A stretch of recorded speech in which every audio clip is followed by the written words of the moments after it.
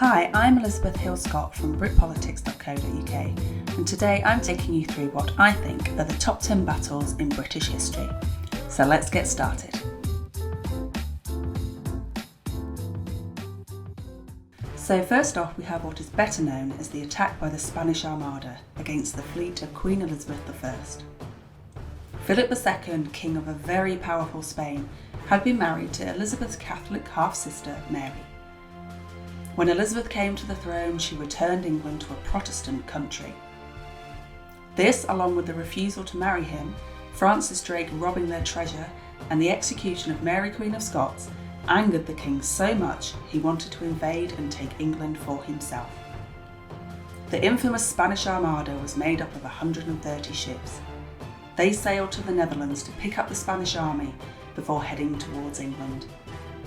But they were easily spotted, so the English fleet could mobilise and send fire ships as they sailed past Calais. But the turning point came at the Battle of Gravelines.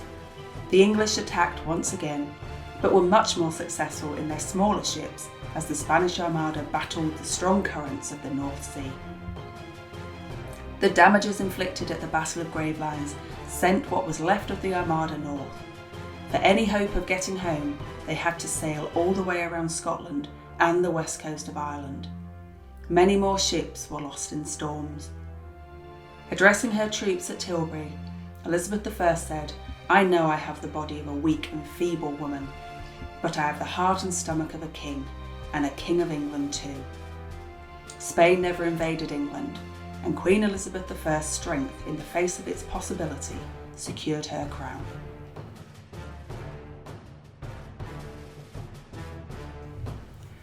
On the 21st of October 1805, Admiral Horatio Nelson's British fleet crushed the French and Spanish force at Cape Trafalgar, southern Spain. It was one of the most famous naval battles in history, but it cost Nelson, a national treasure, his life. In 1803, the Peace of Amiens, a temporary armed truce between Britain and France, broke down. For nearly 2 years, Britain waited for France to make her move. The move came in 1804, when Spain became an ally of France. Napoleon now had the ships he needed to challenge Britain. By September 1805, the French fleet was at Cadiz, Spain. It was positioned to attack British trading ships or Britain herself. It had to be destroyed. On the 21st of October 1805, 33 enemy ships faced 27 British ones, led by Admiral Nelson. He told his crew, "England expects that every man will do his duty." The crew knew Nelson was an expert tactician. He could anticipate their every move, navigate the tides and incoming storm, and best use the hours of daylight to take them down. Nelson was fatally wounded in the attack, but knew of the British fleet's victory before he died. 1,700 men were killed, but the Battle of Trafalgar sealed Britain's reputation as the world's leading maritime power.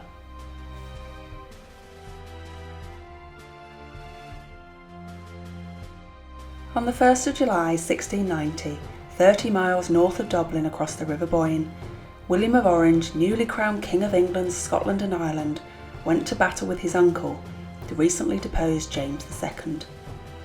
James II had been incredibly unpopular and Catholic. The English nobles turned on him. They brought in Protestant William to jointly rule with Mary II and sent James II to live in exile. Unfortunately, he fled to France, a Catholic country who hated William. King Louis XIV gave James money and troops to land in Ireland. They were helping his attempt to retake the crown through a backdoor route. William was pretty miffed and arrived in Ireland with the largest show of military strength they had ever seen. The two faced each other down in the Battle of the Boyne.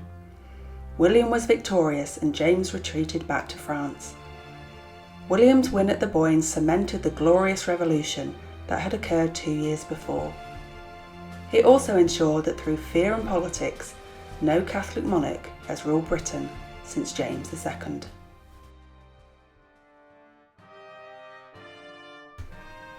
The Battle of the Somme during the First World War is infamous for the 19,240 British men lost on the first day of fighting.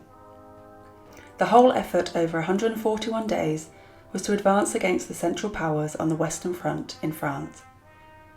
It was let down by poor leadership, bad tactics and intelligence, and a gross underestimation of what needed to be done against the German Second Army that had been there for nearly 2 years. It was only the oncoming winter weather and appalling conditions that finally brought the Somme offensive to an end on the 18th of November 1916. There were over 1 million casualties on the Somme, 419,654 of which were British and Commonwealth forces.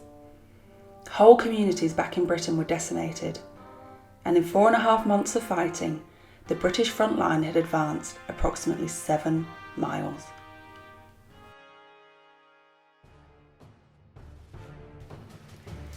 The Wars of the Roses were a series of battles between the competing houses of York and Lancaster for the English crown.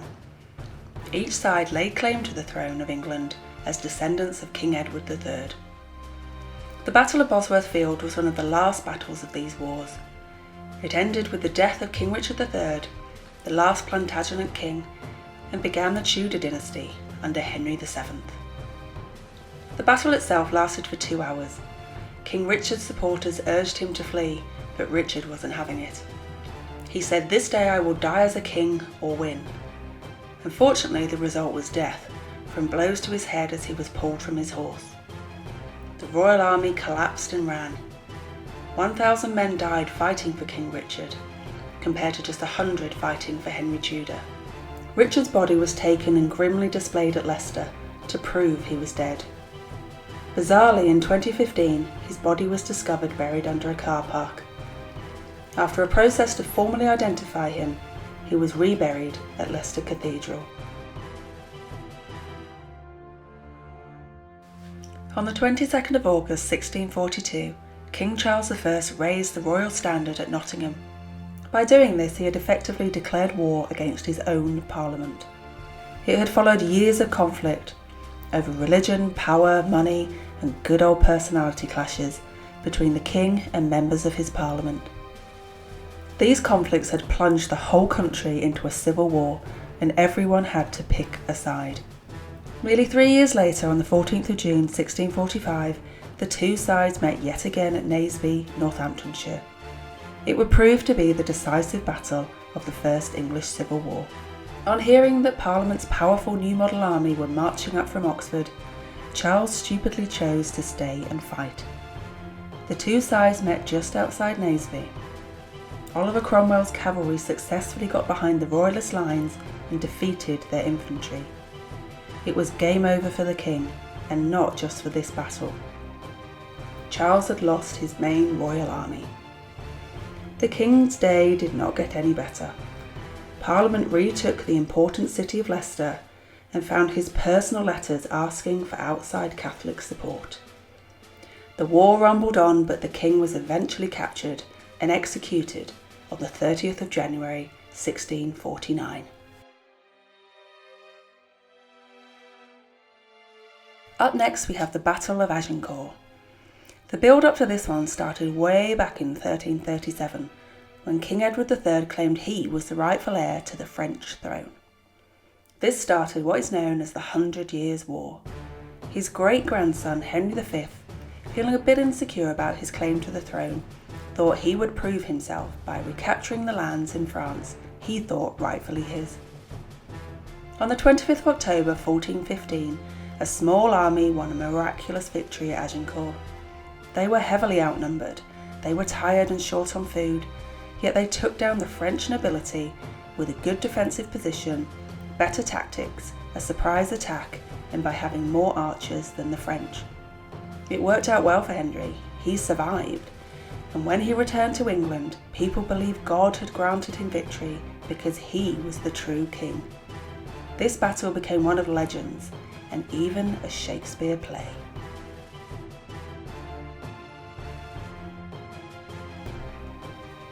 Immortalised in a song by ABBA, the Duke of Wellington, with a little help from the Prussians, defeated Napoleon Bonaparte at the Battle of Waterloo on the 18th of June 1815. The battlefield in Belgium was 2.5 miles across, and approximately 50,000 men died there. Wellington returned to Britain a national hero and later became Prime Minister. The Battle of Waterloo came 10 years after Trafalgar. Although he survived, it was the final defeat for Napoleon and marked the end of the Napoleonic Wars.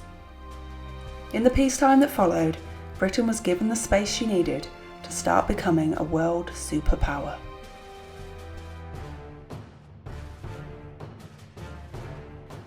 Yes, it's now time for the one from the tapestry and the arrow in the eye of poor Harold. But William the Conqueror's victory against Harold Godwinson ended over 600 years of Anglo-Saxon rule and ushered in the Norman dynasty. The battle on the 14th of October 1066 was close run over 9 hours until they took down poor Harold. Now king, William set to work building what he hoped were impenetrable castles, massive cathedrals, and he created the Domesday Book.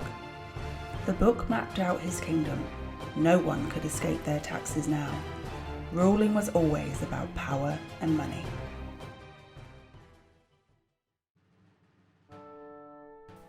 On the 18th of June 1940, Prime Minister Winston Churchill told the British people, "The Battle of France is over. The Battle of Britain is about to begin." 4 days later, France surrendered, and Adolf Hitler wanted Britain to be next. He began work on Operation Sea Lion. Britain was an island. Hitler couldn't just roll the tanks in. To successfully cross the Channel, he had to control the skies above her.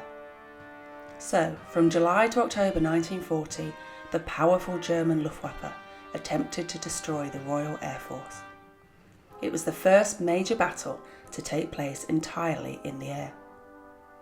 Both sides suffered heavy losses of men and machinery, not to mention casualties on the ground, as day after day they met and battled in the skies.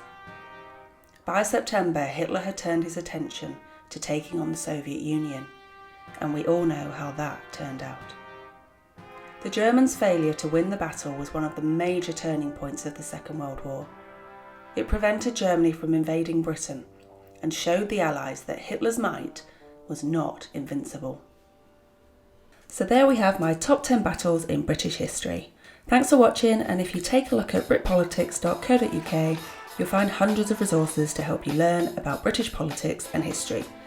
Plus, I cover writing, revision, motivation and exam tips. There's lots of links in the description below, and you can mostly find me on Instagram at Elizabeth_Britpolitics. Don't forget to subscribe on the way out. Bye for now.